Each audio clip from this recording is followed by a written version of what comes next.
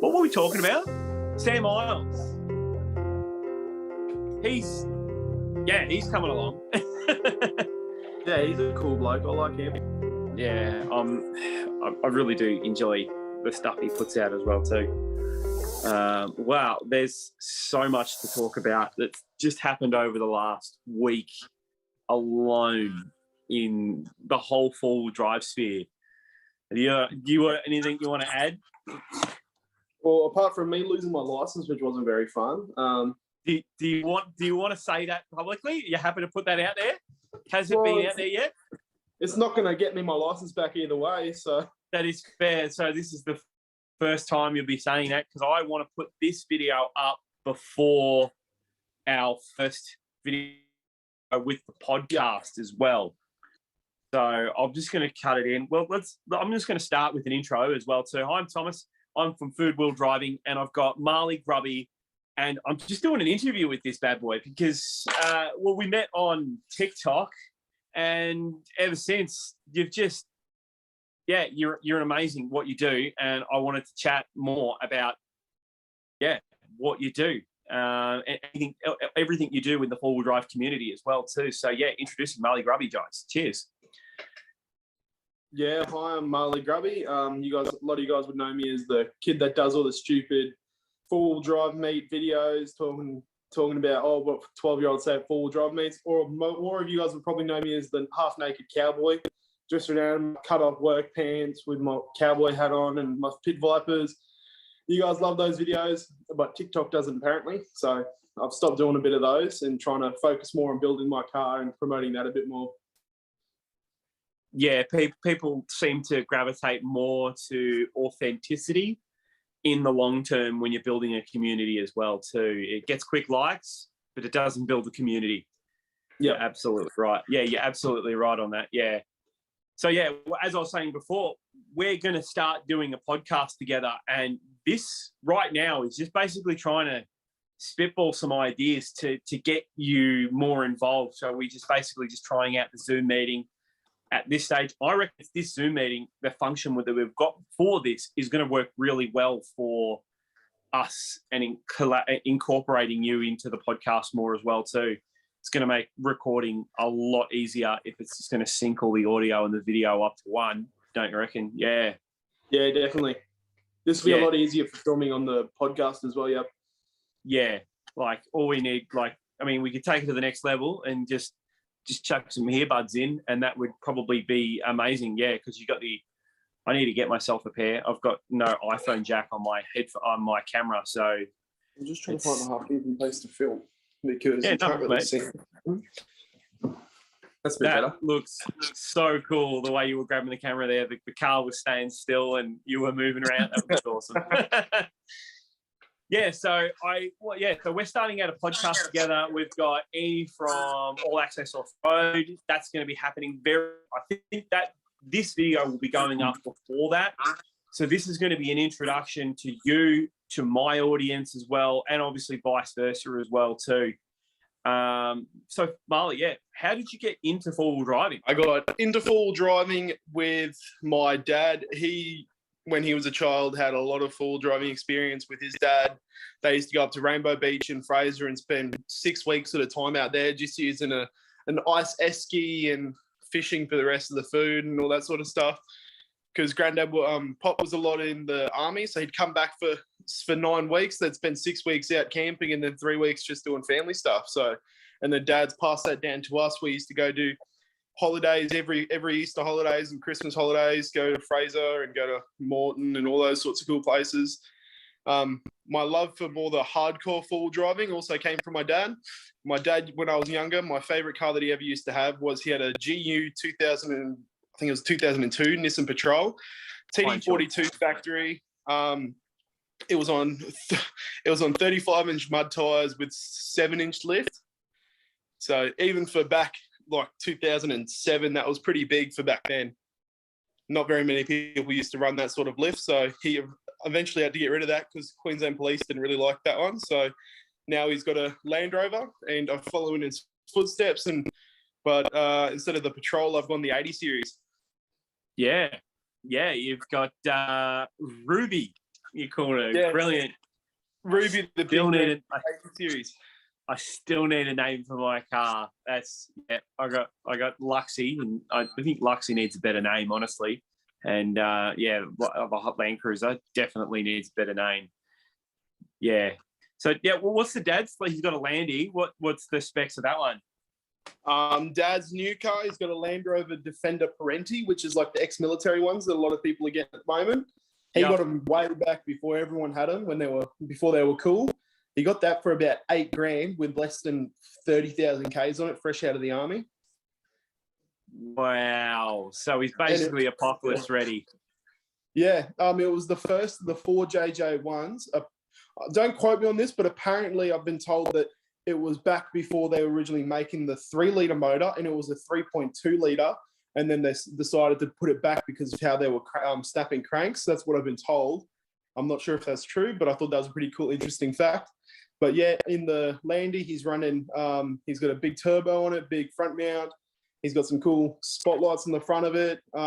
It looks from the outside, looks like what you'd see a military Land Rover looking like, but it's got the big flares in the front of it and big 4-5-inch lift in 35s. That's incredible. But enough about his car. What about Ruby? Can you run me through the specs of Ruby? So a few weeks ago, this was when it was all looking good. I had Ruby sitting on a 4-inch lift with 35-inch mud tires. That's had to get kicked back down because of what's happened on Fraser Island with Queensland Police. It's now sitting on a 2-inch lift with 33-inch mud tires, but it does still have the 12.5-inch remote raise shocks, which are making it flex like a mad dog out of hell. And it drops like another 4 inches below sill when I get it to max, but I'm just losing coils at that point. So, as you can see in the photo behind you, that was it when it was on 4-inch lift. So it flexes even more than that, but it's like doesn't look as tall when you're looking at it. Yep. Yeah, so they're 33s. My new ones are, yeah. Yeah, so you were running 35s. Possibly slashing my tires. Yeah, that is rough to have your tires slashed, because it was like, 1, maybe you just might rubbed up against something. 2, nah, that's unfortunately just some bad people out there. Hopefully they didn't recognise your car. Hopefully it was just random, honestly. I think it's been recognised from my car because I live in a pretty well-known street. It's not like I'm far away from anyone. Everyone knows where my car is. Unfortunately, that's just what happens when you become kind of an influencer. Some people don't like you, or some people just want to be little a-holes and go stab tires. So that's going to cost me about $600-700 in tires, which isn't very fun. Yeah, man, that's rough. That really is. On to lighter things. Apologies, man. That's all right. What was Morton like? Morton Island. I never went over there in the 4-wheel drive. We just went over there just in the resorts, but the resorts were really nice as well. Yeah, you would have spent a fair amount of time on the beach. That would have been awesome. Yep. I haven't been over there since I was about 12. From what I can remember, it was awesome. Yeah, of course. Have you got any...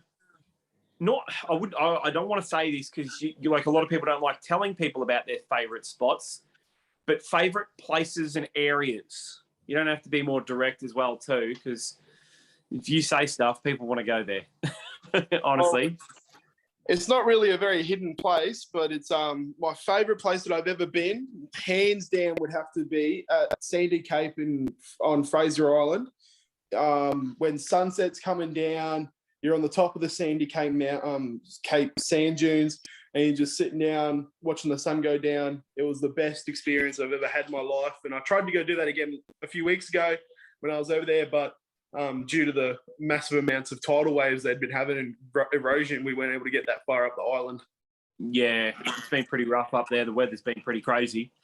Yeah. Basically, anywhere where there's a beach and there's a beautiful sunset, that's the best place to be in a 4-wheel drive. See, that's the thing. I've literally only been beach 4-wheel driving twice, and it was when I was living in Queensland up on the Sunshine Coast. I I did Rainbow Beach once, and then Fraser on a four-wheel drive tour, and that's all I've done. So I've never been on sand with any of. I've never driven on sand myself, so I am so keen. I've got a South Australian four-wheel drive trip over the road. That's going to happen with a few friend and family members. That's going to happen in June, and I am super keen for that. Very keen. Yeah, man, that'll be sick. My mum's boyfriend's from South Australia. He's from Darricourt, so he reckons there's some awesome sunsets and beach driving over there. So, yeah, well, you can in South Australia. You've got south westerly facing beaches, which a lot of other places in all of Australia don't have that. They've all got either southerly, northerly, or easterly. So, like, yeah, you can get westerly facing sunsets, which looks really, really cool, especially if you're on the Central Coast as well too. Like, yeah, I am super keen as well. And we were speaking before, like snow, the opposite of sand. Super keen for some proper snow. Maybe one day you'll have to come down here and come out with Andy and myself, and we'll go up snow four-wheel driving in the high country. Yep, because as I was telling you before, I've never even been to the snow, never even seen it. Closest I've come to snow is probably a bit of hail hitting my mum's car while we were driving home a few years ago, and that didn't end very well. No, yeah, the hail in cars usually ends up in a write-off most of the time. Even the lightest of hail, it happens all the time. When I was living in Melbourne, I knew so many friends and family members that you would have to either run and hide, or if your car was out there, just caught. I had a mate that he had his car, brand new car, written off, and he was devastated. So he had to go out and buy a new car, and he'd only bought a car like 2 weeks ago. It was rough. Wow. Yeah, it does a lot of damage, and it just comes in. The weather comes in really fast and quick, and then it's done. Yep, it all happens real quick and real fast, but it's what happens. You got to try and make. Well, the thing is, the only good thing about four-wheel drives is going to get that damage soon anyway. So, yeah, exactly right. I wanted to, because this is going to go up this week. This video, we'll get in on this early and quick. The weekend of, I'm just calling it the weekend of defects, or the defect weekend. It has ravaged the four-wheel drive community when, Vic Pol executed Operation Compass or something. Operation Compass or something like that. And they were seeking out four-wheel drive vehicles by basically going onto the off-road tracks. They weren't going on the hardcore off-road tracks and seeking out the vehicles. It's some next level stuff that they're starting to do. Yep. Well, they went into some pretty hardcore tracks up where we were, and I heard some people got done coming out of Teacup, which is my local track, down near the Gold Coast, but only because they got done because it's on separate private property compared to the actual main track. But Kaido, Lockie, all those boys all got done. I saw on one of your videos. Yeah, well, I did a bit of research and spoke with a few comments to Kaido directly, and he said it was the beadlocks and the seats. He actually was quite cooperative with the police. The police really didn't know that much. They really didn't want to dabble straight away, but Kaido was really straight up, helped the police with the process as well, volunteered that his seats didn't meet standard as well, because they did have a look at the mod plate as well on that, but they didn't even bother measuring him for the lift on the car. They were just it was too tall.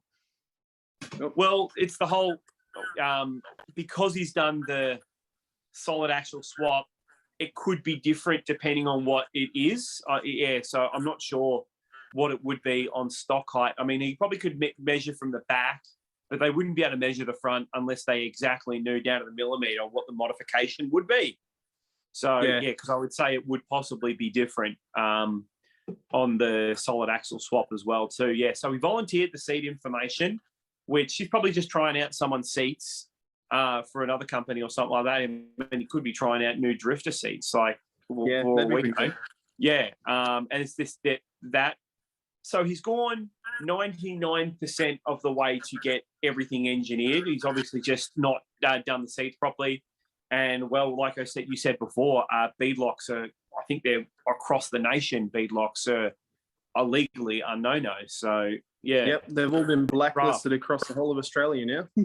Yeah, I think they're getting some sort of unification. It does seem like that a lot of the road stuff are getting all unified, which, because I do know there was a few other places. I think there was WA that you still could have legal 35s. I'm not sure. I need to do more research on this. I actually do, to find out what other states and other rules were as well. Yep. Because I'm volunteer. Yeah, I'm waiting for my first defect because I've got 35s and I got a buttload of wheel poke. So I've got a set of 33s that I can swap in and out, but I very much don't like to do that. Like, it's a lot of work rocking up to a full drive track just to swap tires and then swap them back over after a few hours. Yeah, like they are mud terrains on both of them, but it's the wheel base, because I've got neg 44s on 35s on the Cruiser, and that just gives you such a wide stance. You can drop them down to basically like 20 or 15 psi, and I got open diffs on the Cruiser as well too. So yep, it just walks up everything and flexes through everything. Like on the Hilux, I need a front locker, a rear LSD, and to go to the same places, because it's just not the greatest suspension setup, with torsion bars on the front, leaf springs on the back on the Hilux. It's not going nowhere unless it gets forced to, and the only way to force it is lockers. Yep, I was surprised some of the crazy stuff. Oh, so on the weekend, talking about all the defects and stuff, we had those cops wait for us at Ormo. So as I was saying, I was at Ormo, and a track that I did 2 weeks ago, I thought, easy peasy. I did it 2 weeks ago. It was absolutely smashing down rain, crawled up at no worries. But me being silly, didn't realise that when it's pissing down rain, it's pushing all the mud off of all the rocks. Yeah. So when you go up it after it's just rained, it's just all mud and slurry. And I've tried to climb up this rock face wall and had to go kind of up it and then had to turn around like on a steep angle. And I've fallen, both my front passenger and my rear passenger wheels, right into these two ruts on a steep hill, and my car's just teeter-tottering on the side. I'll send you some photos if you wanted to add them in. It was not fun. If I was still on my 4-inch, it would have rolled so easy. Sketchy. Yeah, wow. Yeah. I got out of the car. You can ask my mates. I was like shaking like a rattly hamster or something like that. I don't know. I was so scared just sitting there. I couldn't even take my foot off the clutch because I was freaking out. And roll an inch back and you're on your lid. Go a bit further forward and you slide into this other hole and you're on your lid as well. So it was amazing how I got out of that. Props to my mate Riley for trying to get me out of that one. Drove it out by the end. So yeah, that was my hectic weekend. As I showed you before. This weekend just gone by? Yeah. Wow. So we've both had hectic weekends, because I took the Cruiser out and I let my little brother and my big brother have the Hilux, and he ended up, we did a ball joint, a CV joint, like the ball joint popped off. We had a backyard fix on the ball joint, which is not his fault, and that's why the CV was turned out, and that broke as well. Yep. So we had to basically limp home in 3-wheel drive, and it was a sketchy hill that we had to go down. It was like the nightfall fell. We were driving at night, and it was down this huge steep hill. And Hilux doesn't flex that well, so it always puts a wheel in the air. I've got constant leads in the back, and instantly it just springs up, and you feel like it's going to throw you over the nose. That's how much it springs up. It's not a good feeling. I need to put I need to put standard leaves back in because, yeah, constants are not great for full driving at all. It's got about as much flex as a wheelbarrow on steroids. It literally is a wheelbarrow because it just pokes up and becomes a 3-wheel, just like a wheelbarrow would. Yeah, constantly. Yeah, it's so bad. It doesn't flex at all. Yeah, and my old Colorado was the same. You need a little bit of flex if it's you're going off road as well too. You're not going to get that with constant leaves. And I've got an aluminium tray on the back. I've got an aluminium bull bar. Like its thing is basically a tear weight. Like I've only got a winch that's on there that's added extra. Yeah. And yeah, it's a little dual cab. Like it's so light. That's what you want though. Better to be light than too heavy and you can't get up something because you're too heavy. It is exceptional as like a light zippy car. Yep. Like if you're getting onto like the not the fire trails, it's probably the best way, like the fire trails that aren't hardcore four-wheel drive tracks, it can move along them as well too. Like it's pretty torquey in the about like 2,500-3,000 revs, and basically a rally car. It's incredible. Yeah, that's those sorts of cars are the best ones on the beach. I'll tell you that because they've got the good speed and all that sort of stuff, and they're real lightweight, so they're not going to bog down as easy. Yeah, that's so true because I put my foot down in the Hilux, and it goes.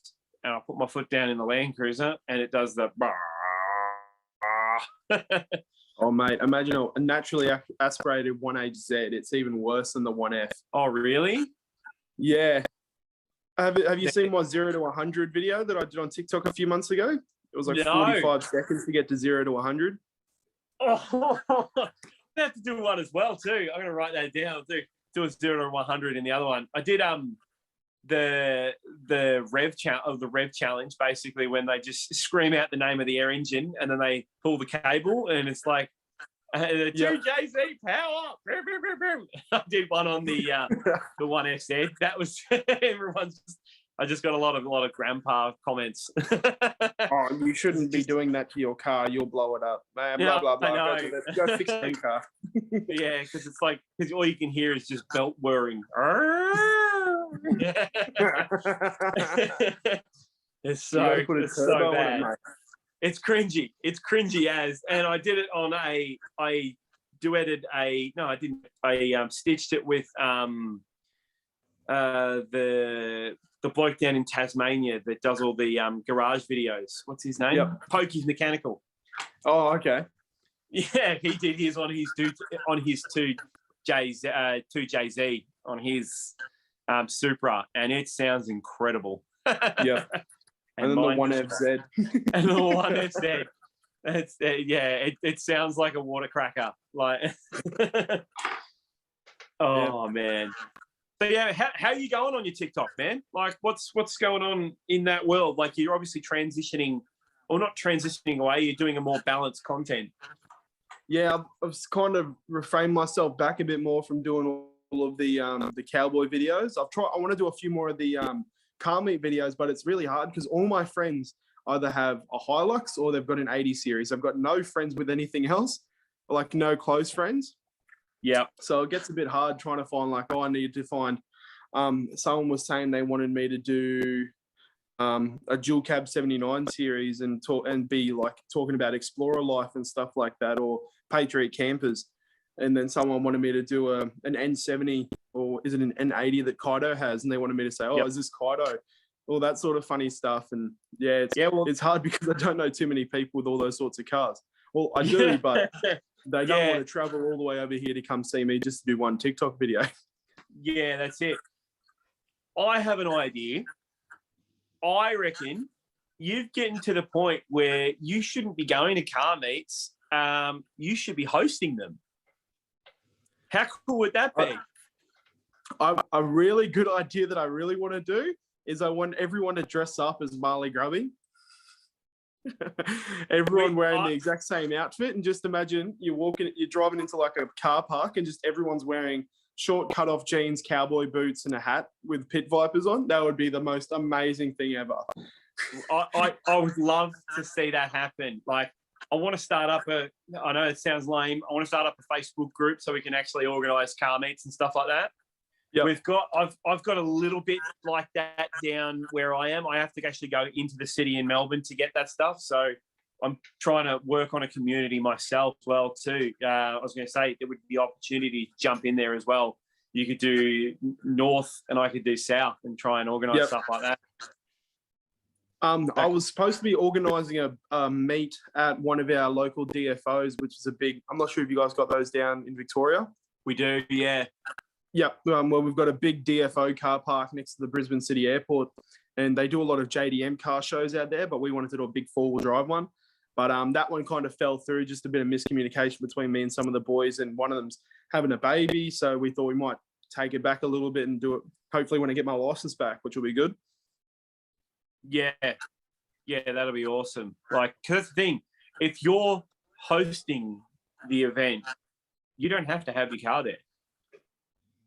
Like, and no one's seen it, and no one's actually seen it in person. That's the thing. Whenever people do see it though, it's so funny.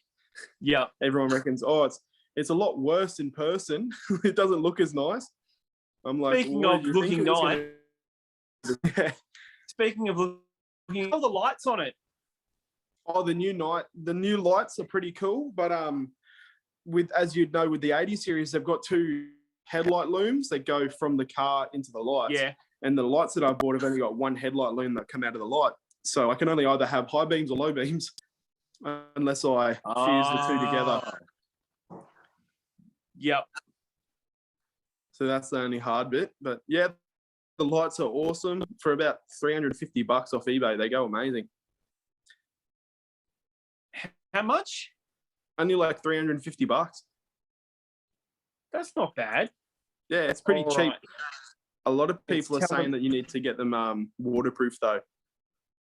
Yeah, for any river crossings. All right, it's telling me this meeting will end in 10 minutes. So, sorry. No, it's not. No, it was like, I think it's 40 minutes. It must be. That's going to be good for the video time as well too. So that's going to be real good for the video time. Cool bananas. Just snippet everything up and put wherever you want. Yeah, we'll go about 5 minutes more and we'll start wrapping up basically, and we can chat later on afterwards anyway. So, Speaking of JDM, oh man, I know this is going to sound like I'm going to sound like a grandpa. When I sell the Pajero, I've genuinely considered getting a JDM Pajero, like an old 90s pre. That'd be pretty cool. Solid axle and everything. Well, a lot of the cars that you can get these days, they're all clapped out, and you can't find the diesels. The old 2.8 diesels. That would be an amazing little car as well too. Yeah. Just I'd barely take it off road. I would just use it like a normal car, because I use the normal Pajero for that. Just for normal things. The price of the one I've got as well too. I saw one online for like 11 grand. Like and it's like under 200,000 Ks, just schmick. That would be crazy. Yeah. Well, that's another thing. The price of cars these days for four-wheel drives is just insane. I think we're seeing the end of that as well too. It's definitely come down, but it's still pretty high up there compared to when I first started looking for a car about 3 years ago. Yeah. Yeah, because I bought the Pajero just before the rise, and I couldn't buy the same car for the same Ks at all. Yeah. Nah. Yeah. I got the Land Cruiser post-COVID tax, so I paid through the nose to get a clapped out 80 series petrol. What did I pay for that? I paid $7. I paid $7 for that. That's still pretty good. But pre-COVID, you could get them for like $2-3 grand, easy. Yeah, exactly. Yeah. Well, one of my mates just bought a 1FZ just like yours, with about 290,000 Ks on it, and he paid. Good. I think it was 12.5 grand. Does it have a few good mods on it? Not completely stock. Grandpa spec. Yep. But it's been driven by a P-plater. So he's just done no mods to it and just driven the heart out of it. Oh, no. Yeah, he's going, it's awesome. But I'm a bit worried. He's put some pretty cool mods onto it now. I'm pretty keen to see how it turns out. Got a big lift in it, big tires, waiting on a bar. Straight petty, cool. No gas conversion? I don't think it's a petty. Oh, no, I don't think it's got gas, but yeah. Yeah, because I bought mine and it had gas converted, and that was the first thing I did was get rid of the gas. Yep. Yeah, it's just not, if you're playing it safe, if you're doing any four-wheel drive and you're getting up close to high revs, gas is not your friend. Like, that's going to make the engine pop real quick. Yep. Yeah. Yeah, no good. No, not at all. All right, Marley. What we're going to do, I'm just going to run through just some tags and stuff we're going to do. Like, if you want to shout out as well too, we can totally do that as well. So, yeah, we're just going to wrap up now. And thank you very much, guys. So make sure we've got our podcast coming up, Marley and I and Andy from All Access Offroad. That's really, really coming up really, really soon. And I've got a few trip videos coming on the way. I'm going to be doing a few more cooking videos as well too. A few more videos on the 80s. That one I've got mods coming out of my coming out of the wazoo going on there. So it's going to look like a very different car soon. Marley, do you want to shout out anything? Yeah, just follow me on TikTok at Marley Grubby. Don't worry, you just chuck that in there, you'll find it. My Instagram is linked on my TikTok, but that's Marley at Marley Grubby 2. And my Snapchat, if you guys really want, is at Marley Grubby 2 as well. So hit me up on those, and if you ever want to go for a drive, hit me up. Yeah, that's pretty so cool. True. Always posting new content. I love that. It's like I love going on drives with people as well too. I mean, just jumping in passenger, just coming along for the ride is enough sometimes. Where'd you go, Marley?